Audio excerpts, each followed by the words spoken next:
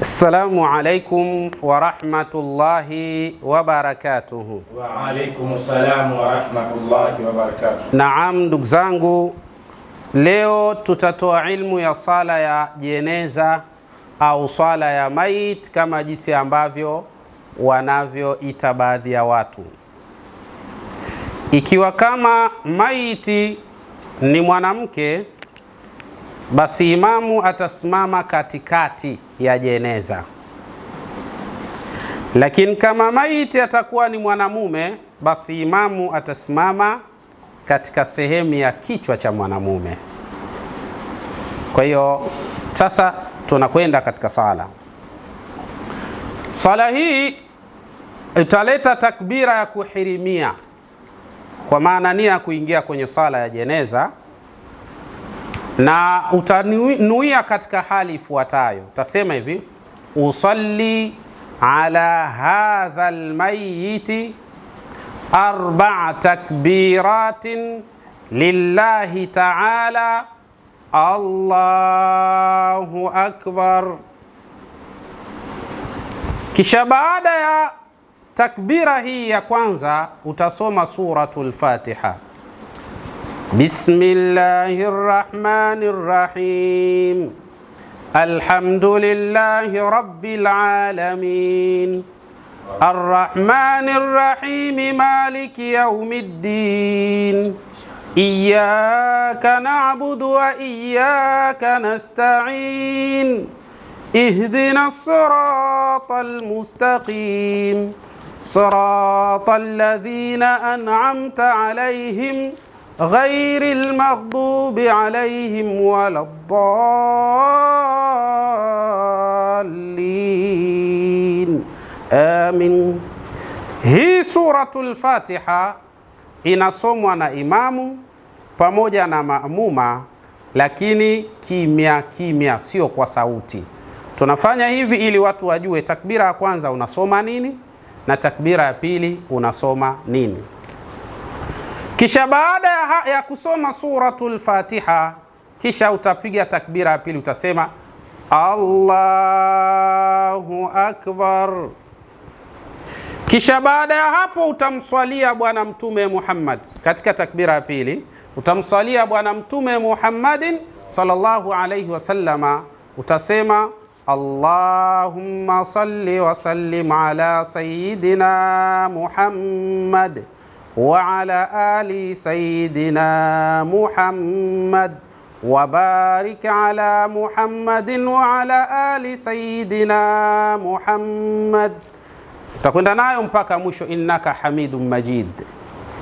Kisha baada ya kumswalia Bwana Mtume, yani sasa utapiga takbira ya tatu. Utasema hivi Allahu akbar. Hapa sasa utamuombea dua marehemu au maiti. Kwa uchache utasema Allahumma ighfir lahu warhamhu, Allahumma ighfir lahu warhamhu, Allahumma ighfir lahu warhamhu. Akiwa kama ni mwanamke, Allahumma ighfir laha warhamha, Allahumma ighfir laha warhamha. Hii ni takbira ya tatu. Kisha baada ya hapo utapiga takbira ya 4. Utasema hivi Allahu akbar. Kisha baada ya hii takbira ya 4 sasa utatoa salamu. Utatoa salamu, utasema assalamu alaikum wa rahmatullah. Utaelekea upande wa kulia, alafu assalamu alaikum wa rahmatullah, unaelekea upande wa kushoto. Hapo unakuwa umemaliza sala ya jeneza au sala ya maiti. Sasa kuna vitu vya sunna hapo unaweza kufanya. Sunna ni kusema a'udhu billahi minash shaitani rajim kabla ya surati al-Fatiha, na haya ni mambo mengine haya. Kwa hiyo kikubwa zaidi, hii ndio sala ya maiti.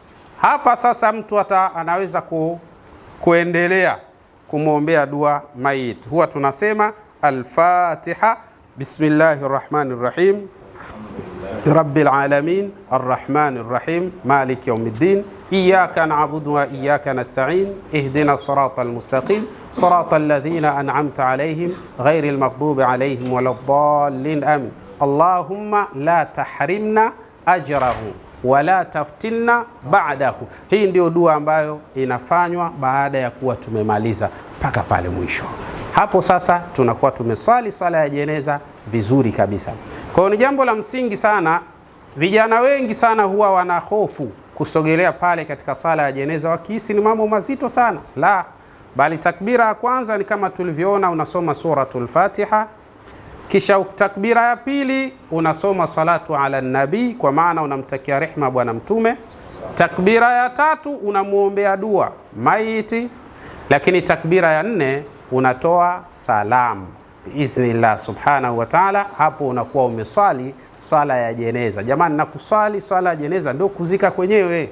Wengi tunakwenda misibani, tukifika wakati wa kuswalia kila mmoja anaona amekaa pembeni huko kama vile hausiki na msiba ule. Wewe unakuwa hujakamilisha vizuri lengo la sala ya maiti. Kwa hiyo muhimu sana tuyashike haya na tusalie maiti zetu kwa wingi sana. Inshallah huenda Mwenyezi Mungu atawapa jannat firdaus inshallah.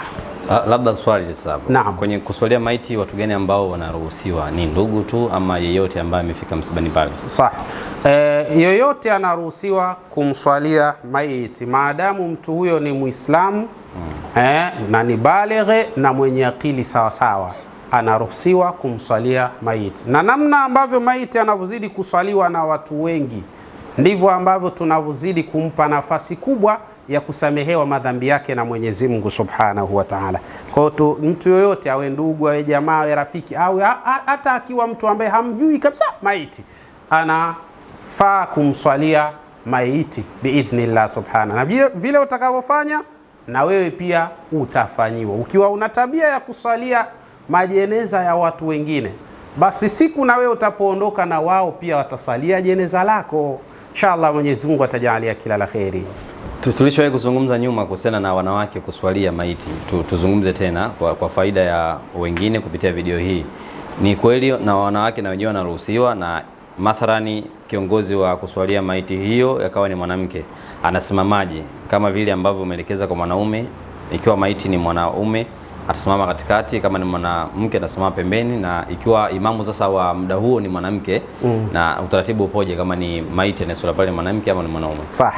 Mwanamke anaruhusiwa kuliswalia jeneza au kumswalia maiti, ni ruhusa kabisa ya kisharia.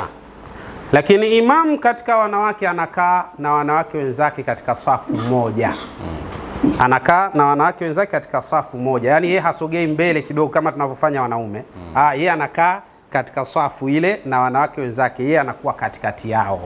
Ndio anakuwa imamu huyo ambaye anayeendesha yale matendo katika taratibu. Tungeonyesha kwa mfano sasa hapo samani, labda ndo anakaaje hapo? Mathalani yote ni sawa. Kwa mfano ikiwa ni mwanamke, imamu ni mwanamke. Basi wanakaa hivi, yeye ndo anakuwa katikati. Tofauti na kama imamu atakuwa ni mwanaume, manake atakuwa mbele kidogo. Tunaelewana? Anakuwa mbele kidogo. Lakini akiwa mwanamke inakuwa hivi. Kwa hiyo anakuwa ni imamu hapa. Kwa hiyo utaratibu mwingine ni ule ule. Ikiwa anayeswaliwa ni mwanamke, atasimama katikati ya jeneza. Manake jeneza si hili hapa. Sasa katikati yake ndo ataposimama.